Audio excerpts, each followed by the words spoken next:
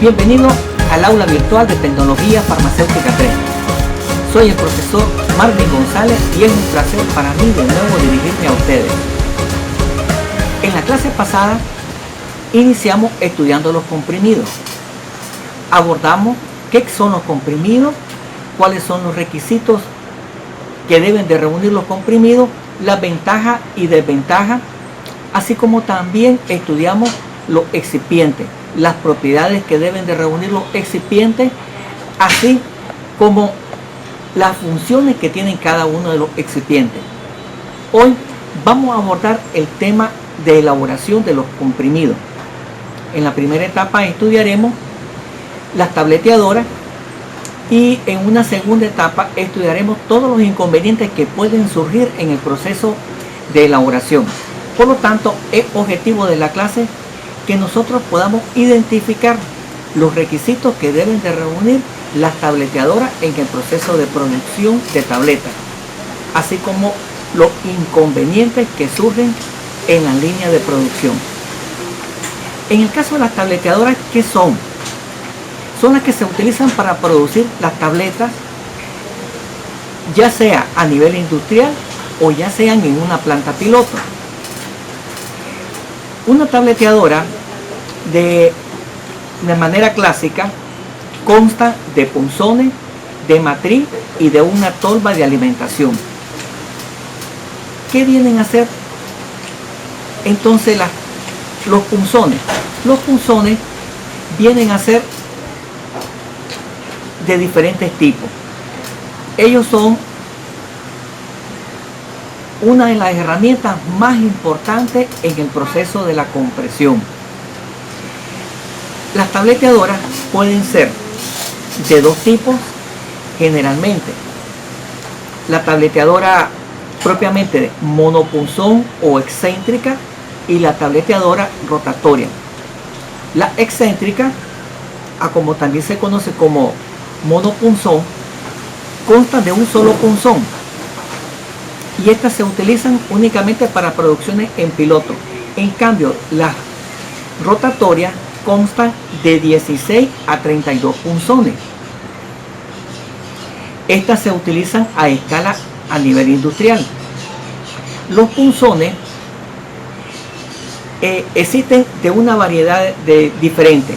Las variedades van a estar en función de las caras de trabajo que dan las características de profundidad de las tabletas.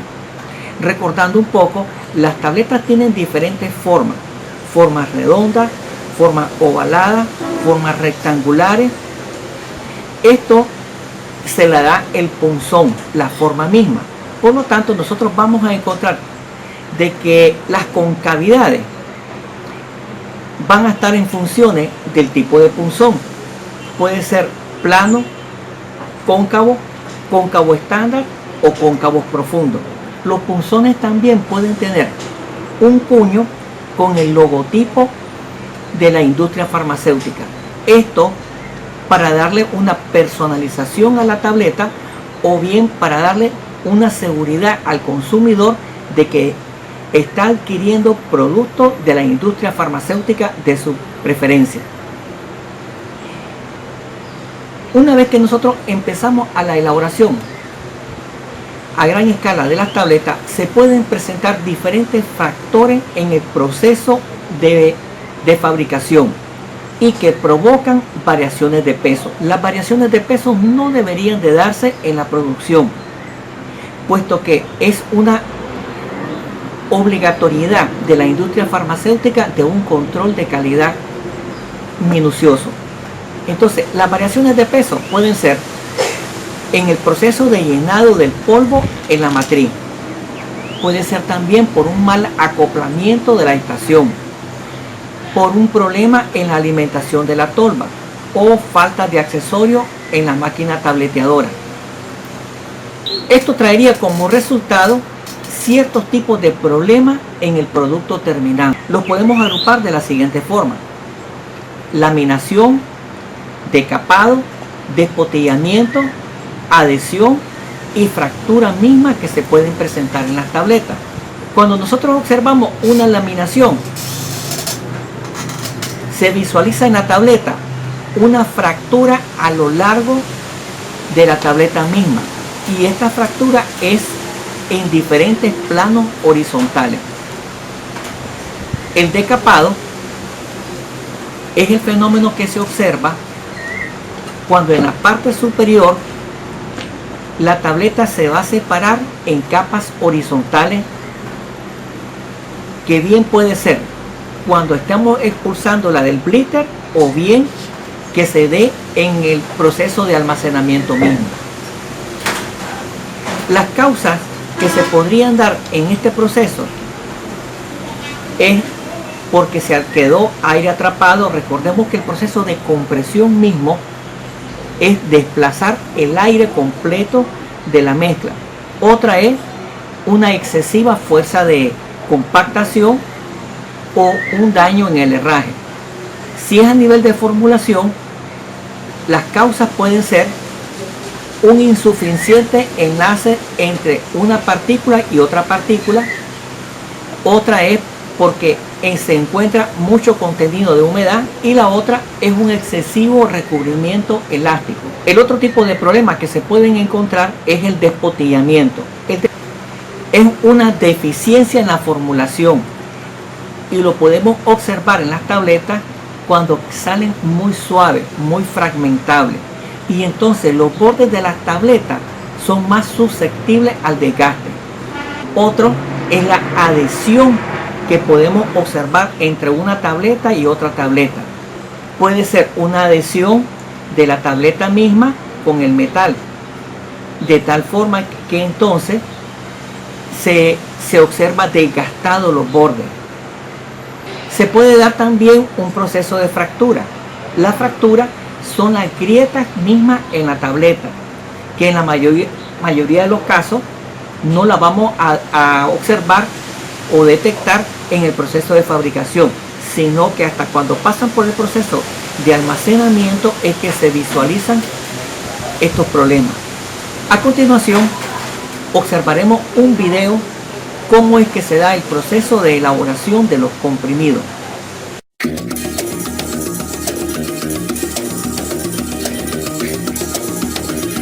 La medicación es esencial en el tratamiento de enfermedades. Todo comienza con un proceso de triturado en el que se tritura y mezcla el compuesto activo del comprimido o la pastilla con un agente aglutinante. La cantidad requerida del ingrediente se transporta a la secadora en este contenedor. Como el resto del equipo, este contenedor está hecho de acero inoxidable para no contaminar el producto. La temperatura de la secadora y del flujo de aire están programadas.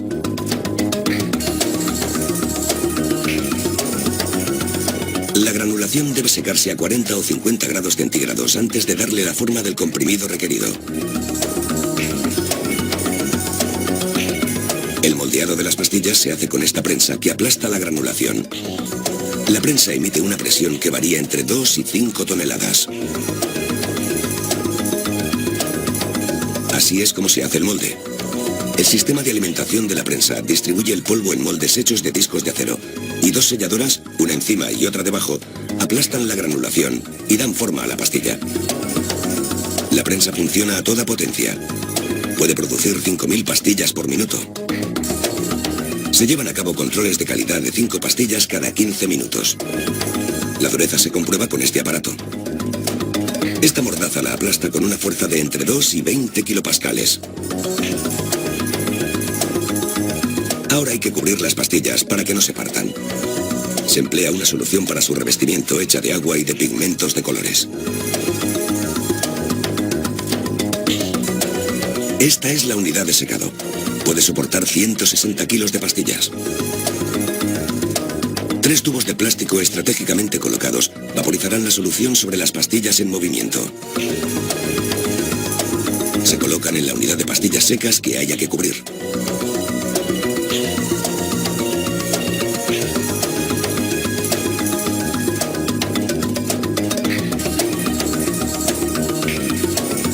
Entonces se cierra con cuidado la puerta de la unidad de revestimiento. Dentro de la unidad hay un tambor que hace girar las pastillas. Después, unas boquillas vaporizan la solución en forma de un vapor que se seca rápidamente para evitar que las pastillas se peguen unas a otras. Esta vaporización dura 40 minutos. Aquí podemos comparar las pastillas. A la izquierda están las fabricadas solo con un tipo de polvo, mientras que a la derecha están las revestidas. Las pastillas terminadas caen y se introducen en un contador previo al llenado de las botellas. Se alinean en hendiduras para facilitar el llenado.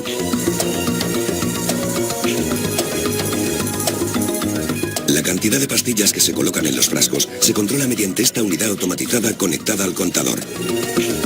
En este caso, se luego de haber observado el video, en cada frasco. Vamos a continuar, por lo tanto, con las vías de fabricación. Las vías de fabricación se pueden dividir en dos grandes grupos, lo que es la vía seca o la vía húmeda. Dentro de la vía seca podemos distinguir a su vez la compresión directa y la granulación seca. Y dentro de la vía húmeda, la granulación húmeda. Veamos cuáles serían las diferencias entre ellas. En primer lugar, tenemos que abordar de que para formular un comprimido, estos se rigen por tres factores fundamentales: el principio activo, el proceso de elaboración y el método por el cual el comprimido va a ser usado.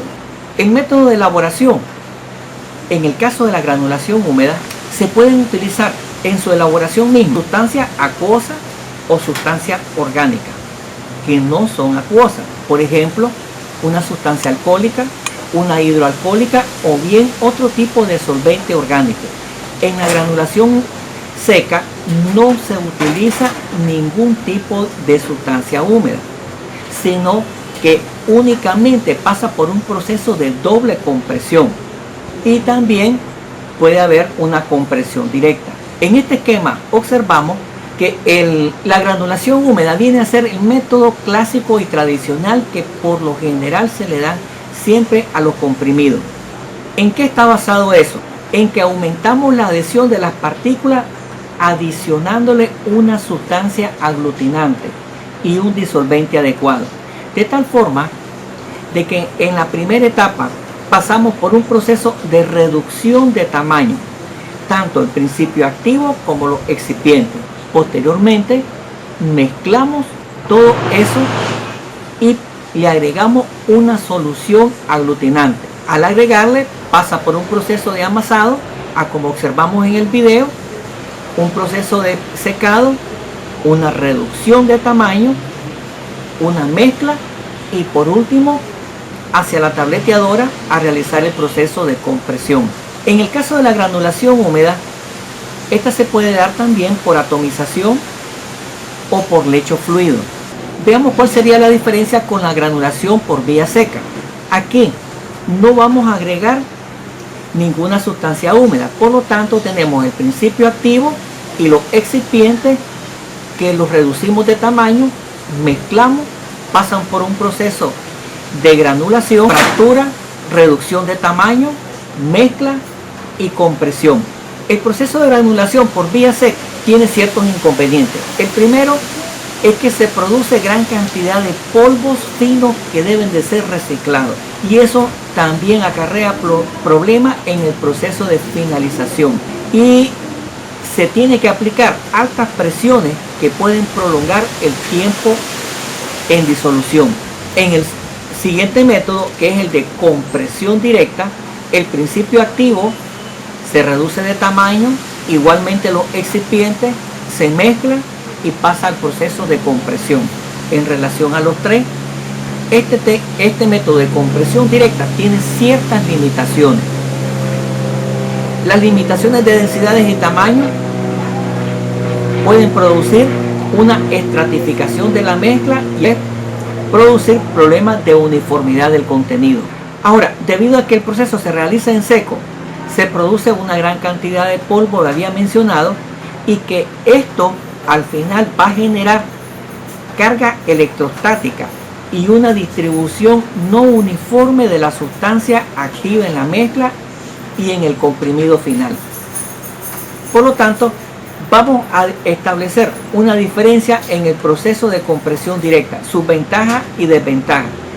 Es rápida, tiene pocos pasos que validar, se usa menos equipo, se usa menos área, es más barata, no hay humedad ni temperatura, pero acarrea igual cantidad de desventajas. En primer lugar, se requiere que nosotros sigamos ciertos tipos de protocolos con especificaciones muy delimitadas. Vamos a observar mucha segregación de productos y vamos a encontrar también ciertos tipos de problemas que no es para cualquier tipo de principio activo. En el caso de la granulación seca, su ventaja es que tiene menos etapas que el proceso de granulación húmeda. Se pueden fabricar aquí, se pueden incluir aquí principios activos termolábiles e hidrolizables. Hay un mejor flujo de los componentes. En cambio, la desventaja es que se requiere un equipo especial, no mejora la compactibilidad de ingredientes y hay problemas con los activos adhesivos. La granulación húmeda también tiene sus ventajas y desventajas. La ventaja es que mejora la compactibilidad, mejora el flujo, densifica el material, puede mejorar disoluciones, puede secarse. Con esto les resumo los requisitos en el proceso de fabricación de los comprimidos. Hemos estudiado el día de hoy los tipos de tableteadora más comunes para el proceso de elaboración, las de un solo punzón y las rotatorias.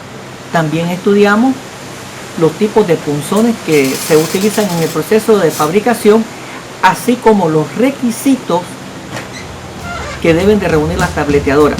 También hemos estudiado cuáles son los problemas muy comunes que se procesan en las tableteadoras. En el aula virtual yo les estoy colocando a ustedes una guía de trabajo para que profundicen en los temas. Ya vimos un video en el cual ustedes van a profundizar sobre el proceso de fabricación de las tabletas. Cualquier duda me contacta. Soy el profesor Martín González.